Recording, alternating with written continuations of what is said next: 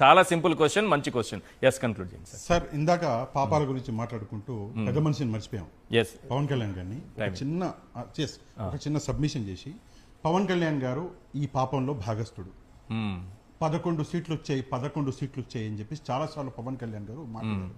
ఈ రోజు తెలంగాణ రిజల్ట్ చూసారా? అవును, మున్సిపల్ రిజల్ట్ చూసా. ఒకటే వచ్చింది సీటు ఎవరికి?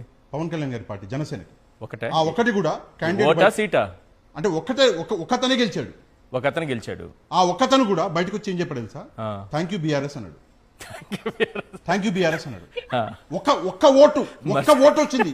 ఒకటి కుటుంబంలో, ఒక వ్యక్తి కుటుంబంలో, క్యాండిడేట్ కుటుంబంలో 6 ఉంటే ఆ వ్యక్తికి 2 ఓట్లు వచ్చినాయి. ఎట్లా వస్తాయని చెప్పేసి తను మళ్ళీ రీకౌంటింగ్ ఎత్తుకుపోతే, లేదు నీకు 2 రాలేదు, ఒకటే వచ్చినాయి, ఈ ఒకటి వేరే పార్టీకి అనుకుంటా అని చెప్పి ఆ ఒకటి కొట్టేసి 2 ఓట్లు వచ్చిన దగ్గర 1 ఓటు చేసుకుని వెళ్ళిపోయాడు.